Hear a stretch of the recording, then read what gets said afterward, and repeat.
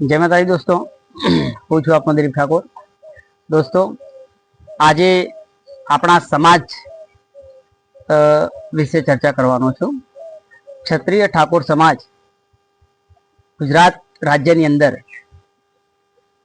Something 40 વિધાનસભાની સીટો એવી છે કે જ્યાં ઠાકોર સમાજનું પ્રભુત્વ વધારે છે અને એ ધારે તે વિધાનસભાની અંદર ઉમેદવાર ચૂંટી શકે છે।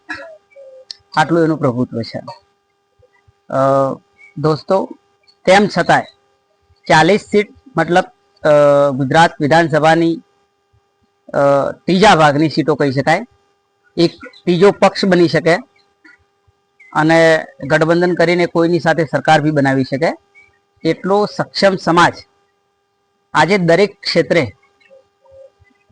આજીજી કરી રહ્યો છે। પોતાનું સન્માન મેળવવા માટે પોતાનું માન સન્માન, પોતાની જે પરિસ્થિતિ છે દરેક બાબતની અંદર। દોસ્તો, હમણાં તાજેતરમાં જ એક મુદ્દો ચર્ચામાં છે કે ગુજરાતની અંદર તમામ કલાકારોને વિધાનસભાની અંદર બોલાવવામાં આવ્યા અને દરેકનું સન્માન કરવામાં આવ્યું, પરંતુ તેની અંદર ઠાકોર સમાજના કોઈ કલાકારને ત્યાં બોલાવવામાં આવ્યા નહીં। આવું એક વાર નહીં, ઘણી વાર બન્યું છે। દોસ્તો, 2020ની અંદર જ્યારે ડોનાલ્ડ ટ્રમ્પ ગુજરાત આવ્યા એ વખતે બી આપણા સમાજની અવગણના કરવામાં આવી હતી। હવે આપણે એક આપણા ગુજરાતના સુપરસ્ટાર છે વિક્રમભાઈ ઠાકોર, એમને આખું ગુજરાત તો જાણે છે, ગુજરાત બહાર પણ એમની લોકચાહના છે। અને દોસ્તો, એમની કલાની અંદર એટલો જાદુ છે કે દોસ્તો ગમે એટલી પબ્લિકની ભીડ હોય ને એની અંદર જો 2 મિનિટ વાંસળી વગાડે ને તો આખું જે સિસ્ટમ છે ત્યાં પબ્લિકનો અવાજ શાંત કરી દે એટલી એમનામાં કુદરતે શક્તિ આપેલી છે। તેમ છતાંય આવી વ્યક્તિનું સન્માન ના થયું અને વિક્રમભાઈએ એનો અવાજ બી ઉઠાવ્યો। સામે વિચારવા જેવી વાત એ છે દોસ્તો કે વિધાનસભાની અંદર કોંગ્રેસની અંદર બી આપણા એમએલએ છે અને બીજેપીની અંદર બી છે। આ ઘટના બની, આ પરિસ્થિતિ બની, એની અંદર કોંગ્રેસના ઘણા બધા નેતાઓએ વિક્રમભાઈ ઠાકોરને સપોર્ટ કર્યો, એમને ટેલિફોનિક દ્વારા અને જાહેરમાં પણ એમને સમર્થન આપ્યું। બીજેપીની અંદર જે પણ ધારાસભ્યો છે એમને આ બાબતે કોઈ પણ બોલવાનું કંઈ એમને યોગ્ય લાગ્યું નહીં હોય તો તેઓ કોઈ જાહેરમાં બોલી શક્યા નથી। દોસ્તો, આપણા એક એમએલએ એવા છે કે જેમને આપણા સમાજે ના ભાજપ કે ના કોંગ્રેસ કોઈની જરૂર પડવા નથી દીધી અને એમને જીતાડીને વિધાનસભાની અંદર મોકલ્યા છે। એવો એક તાજો દાખલો છે બાયડ વિધાનસભામાંથી માનનીય શ્રી ધવલસિંહ ઝાલા સાહેબ। તેમને સમાજે ના ભાજપ કે ના કોંગ્રેસ કોઈની જરૂર નથી પડવા દીધી અને વિધાનસભાની અંદર મોકલ્યા છે। એવા નેતાઓ બી કઈ બાબતથી ડરી રહ્યા છે એ મને સમજાતું નથી। એ 2 દિવસ પછી એમને પોસ્ટ મૂકી કે ભાઈ વિક્રમ ઠાકોર સાથે એમનો ફોટો હતો ને એમની પોસ્ટ આવી, પરંતુ જાહેરમાં એમને સરકારનો વિરોધ કર્યો નહીં। બીજા એક આપણા ઠાકોર એમએલએ એવા છે, મીડિયાના માધ્યમથી મને જાણવા મળ્યું દોસ્તો, કે એમને એવું કહ્યું કે દરેક કલાકારોના માન સન્માન મુજબ એમનું સન્માન થતું જ હોય છે। એટલે એનો મતલબ એવો થયો કે ભાઈ એ જે લોકો વિધાનસભાની અંદર ગયા એ સન્માનના લાયક હતા, બીજા બધા કોઈ સન્માનના લાયક હતા નહીં। એમનો કહેવાનો મતલબ સીધે સીધો એવું જ થાય છે દોસ્તો। એમને જે પ્રવચન આપ્યું એ પ્રમાણે એ ઉમેદવાર હમણાં જ હજુ વધુ સમય થયો નથી, પેટા ચૂંટણી જીતી અને ઠાકોર સમાજના વોટથી જ જીતીને ગયા છે। એવું પહેલી આગળની વિધાનસભાની અંદર હાર્યા હતા, બીજી પેટા ચૂંટણીની અંદર સમાજને લાગ્યું, હમદર્દી જાગી અને કે ભાઈ સમાજનો છે, લાવો જીતાડીને મોકલ લે, અને એ જ વ્યક્તિ આવું બયાન આપશે એવી કોઈને કલ્પના પણ નહોતી। મિત્રો, તમે વિરોધ ના કરી શકો તો કાંઈ નહીં, પરંતુ સમાજને આવી રીતે એવા વિવાદિત નિવેદનો શું કામ આપી રહ્યા છો? તમે તમારી જ ઇજ્જત ઓછી કરી રહ્યા છો। તમને ખ્યાલ છે કે સમાજ, કદાચ એક ક્ષણ તમે વિચારો કે સમાજ ના હોય તો તમારી શું પરિસ્થિતિ થાય?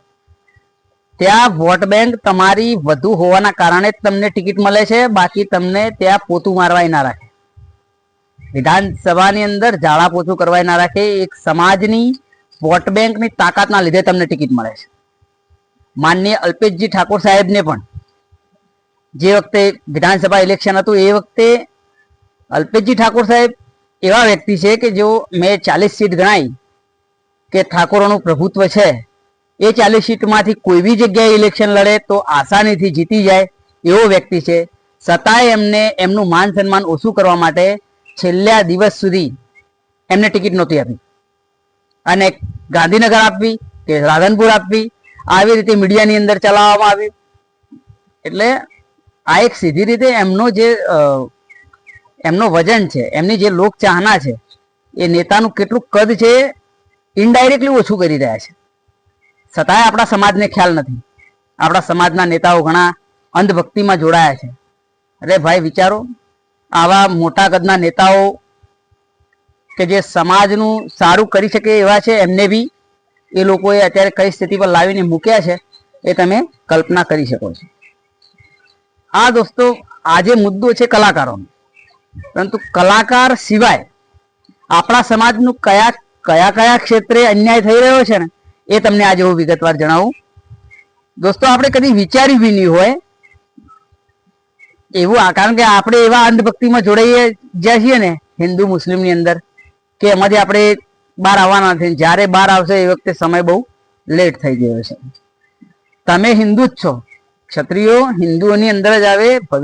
ભૂતકાળની અંદર હિન્દુ ધર્મનું રક્ષણ કરવામાં સૌથી મહત્વનો ફાળો ક્ષત્રિયોનો જ રહ્યો છે.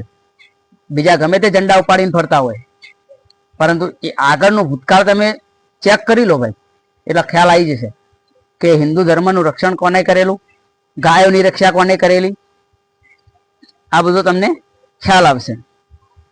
આજે આપણા સમાજની તમામ ક્ષેત્રે, રાજકીય ક્ષેત્રે તો મેં વાત કરી કે રાજકીય ક્ષેત્રે શોષણ થઈ રહ્યું છે, સામાજિક ક્ષેત્રે, આર્થિક ક્ષેત્રે, કોઈ બજેટ ફાળવવાનું હોય કે કોઈ ગમે તે બાબત હોય એની અંદર બી આપણે છેલ્લા નંબરે. કોળી અને ઠાકોર વિકાસ નિગમ છે, એની અંદર કેટલી ગ્રાન્ટ ફળવાય છે તમે જોઈ શકો છો. એના ઓકળા તમે જોઈ લો એટલે ખ્યાલ આવી જશે કે ભાઈ શું પરિસ્થિતિ છે. શૈક્ષણિક ક્ષેત્રે કેમ કહું છું, મારા ગામની અંદર 2017 થી દોસ્તો આ વાત ના કહેવાય પણ કહું છું, 2017 થી ધારાસભ્યના લેટર પેડ પરથી અને અનેક રીતે રજૂઆતો કરી છે, છતાંય સ્કૂલનું નિર્માણ કરવામાં નથી આવ્યું. અત્યારે સ્કૂલની અંદર 2 ટાઈમ કરવામાં આવે છે, કારણ કે રૂમો 2 જ છે. તો સવારે અડધા બાળકોને સવારના ટાઈમે બોલાવવામાં આવે, એ ઘરે આવી જાય, એના પછી બીજા બાળકો બોલાવવામાં આવે. આવી પરિસ્થિતિ છે. એનું જે બિલ્ડિંગ, જે કોંગ્રેસ સરકાર વખત જે બનેલી જે સ્કૂલો હતી, જે પતરાવાળા રૂમ છે, એ અત્યારે હવે એનું સર્ટી આવ્યું છે કે એની અંદર તમે હવે બાળકો બેસાડી ના શકો. તો શિક્ષકો પોતાનું જોખમ તો લઈ ના શકે, પોતે જોખમ લઈને બેસાડી તો ના શકે, અને ખરેખર એવી હાલત છે કે બેસાડી શકાય તેવું નથી. એટલે શિક્ષકોએ વિચાર્યું કે ભાઈ 2 ટાઈમ કરીએ અને બાળકોને આપણે ભણાવીએ, એ એમની રીતે પ્લાનિંગ કર્યું. પરંતુ આ સરકાર શું કરી રહી છે? કેમ લેટ છે? કારણ કે ઠાકોરોનું, મારું ગામ નોરતોલ જે છે એ ઠાકોરોનું વસ્તી ધરાવતું ગામ છે, અને એના લીધે હજી સુધી એ કામ હજી અટકેલું છે. એટલે શૈક્ષણિક ક્ષેત્રે તમે આગળ ના આવો એ બાબતે આ ધ્યાન રાખી રહ્યા છે પૂરેપૂરું. સહકારી ક્ષેત્ર, સહકારી અત્યારે કોઈ આટલા ઉત્તર ગુજરાતની અંદર દોસ્તો તમામ ગંજ બજાર છે, સહકારી બેંકો છે, સહકારી મંડળીઓ છે. તમામ ક્ષેત્રોની અંદર કોઈ બી એક ક્ષેત્રની અંદર કોઈ ઠાકોર પ્રમુખ હોય કે ઠાકોર કોઈ ચેરમેન હોય એવું મને બતાવો તો આપણે માનીએ, કોઈ જ નહીં હોય. મારા ખેરાલુની અંદર વાત કરું તો લગભગ 80 થી 90 હજાર વોટ ઠાકોરોના છે, છતાં કોઈ ક્ષેત્રે ઠાકોરો અત્યારે નથી. એટલે ભૂલ ઠાકોરોની છે, એવું નથી કે હું નથી, એવું નથી કહેતું કે ઠાકોરોની ભૂલ નથી, પણ આ લોકો ભાગલા પડાઈ રહ્યા છે, અને એ આપણે સમજીને બેસી જઈએ છીએ, અને છેલ્લે આપણે આ વેઠવાનો વારો આવે છે. એટલે દોસ્તો હજુ પણ વિચારવાનો સમય છે. આપણે જો જાગીશું તો મેળ આવશે, નહીતર આપણા બાળકોનો, આપણે તો હજુ જિંદગી જીવી લઈશું, પરંતુ આપણા બાળકોનો સમય એવો આવશે ને કે કોઈ બીજી જ્ઞાતિના લોકો તમને આમ સાઈડમાં કરીને ચાલશે, ભાઈ સાઈડમાં ઉભો રહે તું, અત્યારે અમારા માણસો નીકળી જવા દે, અમારું આ સરઘસ નીકળી જવા દે, આમ સાઈડમાં કરી દેશે. એવી પરિસ્થિતિ આવવાની છે દોસ્તો. એટલે ખાસ વિચારજો. ક્ષત્રિય, આપણે બધા ક્ષત્રિય કહેવાઈએ. ક્ષત્રિયપણું કેવું હોય, ક્ષત્રિયો કેવા હોય, ક્ષત્રિયોને અત્યારે સરકારની અંદર ભીખ માગવી પડે. એવું જ થયું ને, ભીખ માગી એવું થયું ને ભાઈ, સન્માન ના થાય. કોઈ ક્ષેત્રે તમને એક મોટા ગજાનો વ્યક્તિ, એને ટિકિટ આપવા માટે એટલા ખ્યાલ જ હતી કે ભાઈ અહીંયા ટિકિટ આલવાની છે, કોઈ બી જગ્યાએ ટિકિટ આપો તો વ્યક્તિ જીતી જાય એવો વ્યક્તિ છે. માનનીય અલ્પેશજી ઠાકોર સાહેબની વાત કરું છું. કોઈ 40 સીટો જે ઠાકોરના પ્રભુત્વ વાળી સીટો છે, એની અંદરથી કોઈ બી જગ્યાએ તમે એ વ્યક્તિને ઉભા રાખો દોસ્તો, આસાનીથી જીતી જાય. કારણ કે એમને કામ એવું કર્યું છે. કામ નથી કર્યું એવું નહીં. અલ્પેશજી સાહેબને હું સેલ્યુટ કહું છું કે સમાજને એમને એક વાર કહો તો એમને એક કર્યો જ છે. પરંતુ કયા દબાણોસર કઈ બાબત છે એ બીજેપીમાં ગયા આપણને ખ્યાલ નથી, પરંતુ એ લોકો હજુ બી સાહેબનું અપમાન કરી રહ્યા છે. એ મંત્રીમંડળની અંદર કેબિનેટમાં સ્થાન લે એવા વ્યક્તિ છે, છતાંય એ અત્યારે બહાર છે. વિધાનસભાના ઇલેક્શનની અંદર સ્ટાર પ્રચારક તરીકે જે બીજા વ્યક્તિઓને જીતાડવા મિટિંગો કરતો હોય, જેના આધારે લોકો જીત્યા હોય, એ લોકો મંત્રીમંડળની અંદર છે, કેબિનેટમાં સ્થાન છે, અને જે મેન ટોચનો નેતા છે એને બાકાત રાખ્યો છે. એટલે આ એક હરાહર અન્યાય છે દોસ્તો, સમજી જવાની જરૂર છે. અને હું તો કોઈ 2027 આવતા આપણો સમાજ એક કરી અને યોગ્ય દિશા પકડો. મેં જે તમને પહેલા પણ ગણાવ્યું કે 40 સીટો એવી છે કે જે આપણી મજબૂતીની સીટો છે, જે તમે એક થઈને તમે જે ધારો એ કરી શકો એવું છે. તો એવું તમારું પીઠબળ મજબૂત કરો. પછી તમે કહો ભાઈ મારા જોડે આટલું બળ છે, બોલ તારે આ મારા સમાજ વિશે આ કરવું છે, આટલું તું કરે તો અમે તમને સપોર્ટ કરીશું, નહીં નહીં કરીએ. આવી એક માગણી, એક ભાવ વધારો તમારો, તો જ તમે આગળ કંઈક કરી શકતો. અસ્તુ. જય હિન્દ, જય ભારત.